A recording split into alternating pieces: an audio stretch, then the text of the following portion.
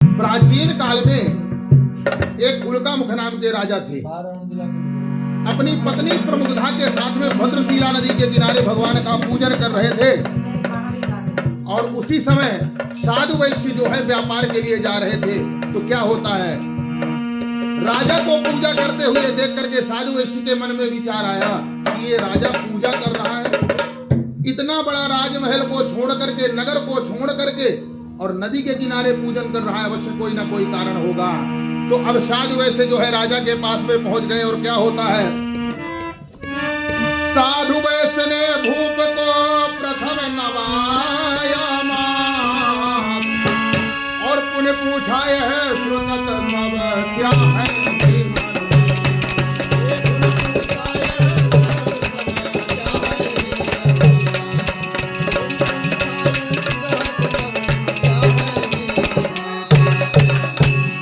साधु वैश्य जो है राजा के पास में पहुंचते हैं और राजा से पूछते हैं कि महाराज ये कौन सी पूजा है और इसको करने से क्या होता है। तो राजा कहते हैं साधु वैश्य, ये भगवान श्री सत्यनारायण की पूजन है। हमने सुना है इस पूजन के प्रभाव से संतति प्राप्ति होती है, संतान की प्राप्ति होती है। हमारे घर में संतान नहीं है इसलिए हम इस पूजा को कर रहे हैं। तो साधु वैश्य मन में विचार करते हैं महाराज बहुत अच्छा अवसर है, मेरे घर में भी कोई संतान नहीं है, तो ये पूजा अगर संतान देने वाली है तो ऐसा कुछ नहीं कि पहले पूजा करो तो संतान मिलेगी, बाद में भी पूजा कर सकते हैं, क्योंकि ये तो राजा है, सुना है कि संतान होती है, अभी इसको हुई तो नहीं है और मैं बनिया हूं। तो अगर राजा धन खर्चा कर देगा तो कोई बात नहीं है, चलेगा, लेकिन मैं बनिया हूं, अपना धन तो फ्री में बर्बाद करने वाला नहीं हूं, कुछ काम करके ही छोड़ूंगा है। तो अगर इतनी पावरफुल पूजा होगी तो पूजा के पहले भी मिल सकती है संतान।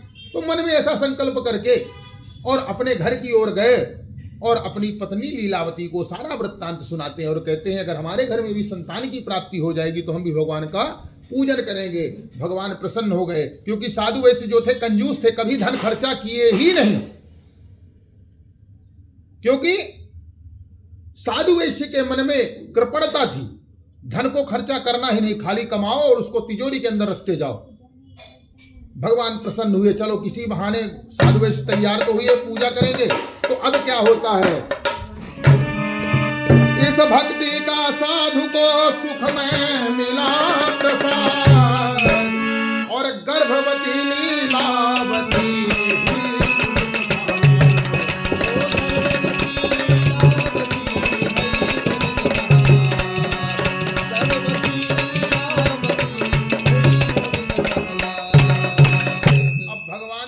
से लीलावती गर्भवती हो जाती है। और क्या होता है, श्री सत्य देव ने यथा समय मन वांछित सकल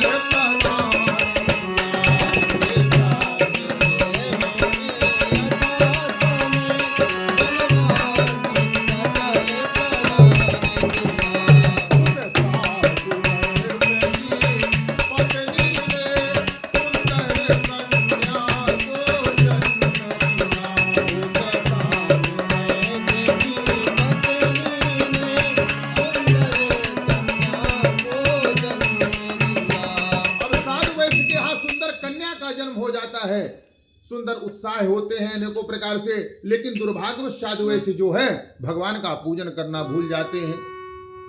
लीलावती अपने पति से कहती है स्वामीनाथ हमने संकल्प किया था कि हमारे घर में संतान की प्राप्ति होगी तो हम भगवान का पूजन करेंगे। अब भगवान की कृपा से संतान की प्राप्ति हो गई, भगवान का पूजन भी कर लिया जाए।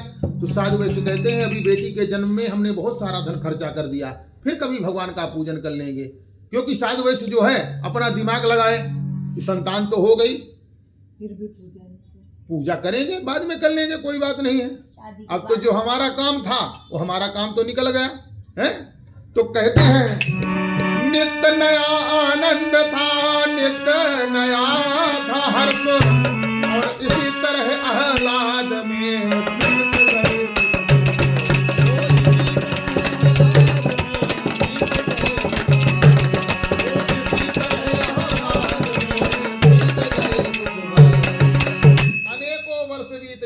महाराज। अब वणिक जो जो है अपने व्यापार में खूब सुंदर मगन थे।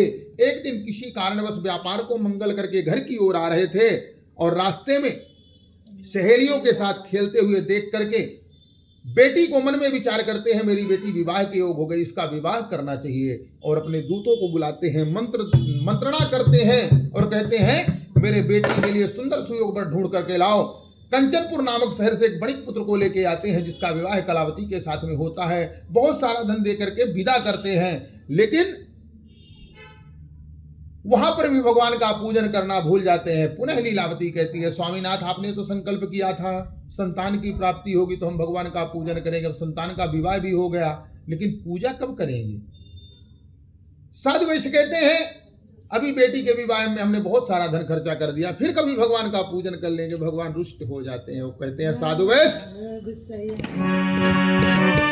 सत्यदेव ने रुष्ट हो दिया साधु को श्राप और ऐसे छल का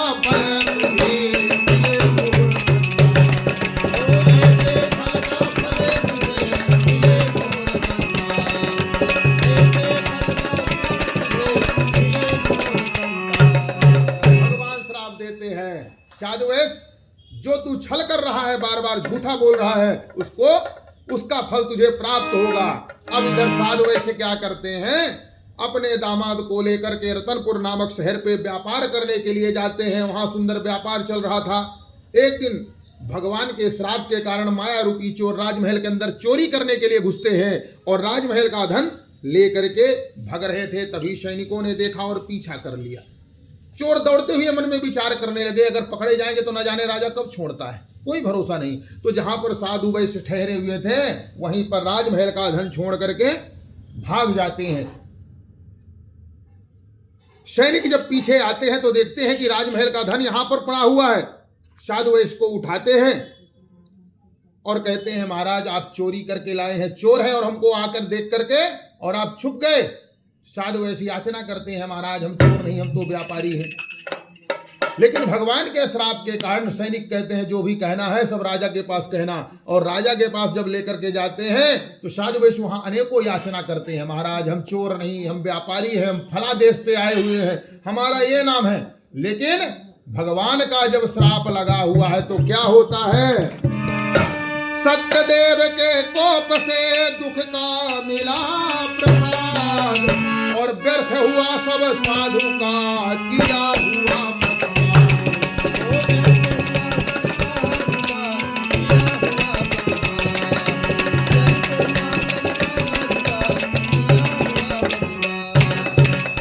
जो भी साधु वैश्य कहे राजा सब सुन लिया। इसके बाद कहता है इनको दोनों को जेल में बंद कर दो, ये दोनों कठिन चोर हैं और इनकी खूब फुड़ाई करो, इनको दोनों को खूब पीटो, क्योंकि भगवान का श्राप लगा हुआ था। इधर घर में साधु वैश्य के जो भी धन था सब चोर चोरी करके ले गए। भूख प्यास से व्याकुल लीलावती कलावती भिक्षाटन करने लगी। एक दिन कलावती एक ब्राह्मण के घर में गई जहां भगवान श्री सत्यनारायण का पूजन चल रहा था।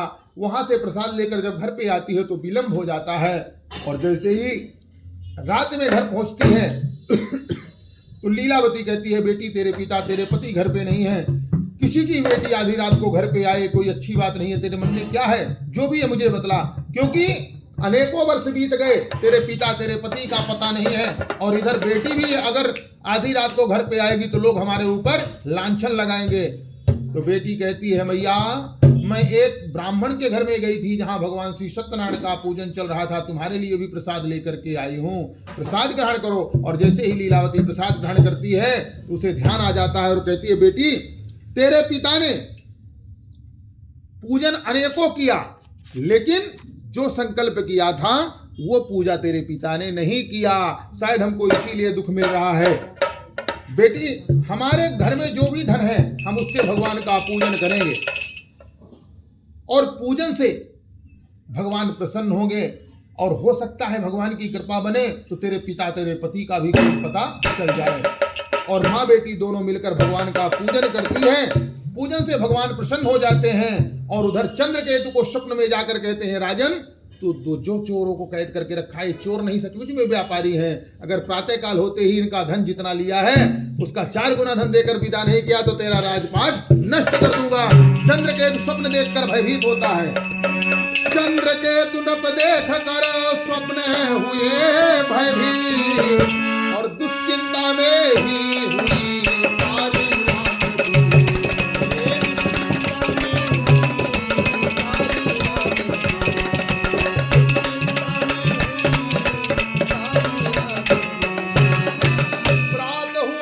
सारी बंधन कर सब दूर और विदा किया सम्मान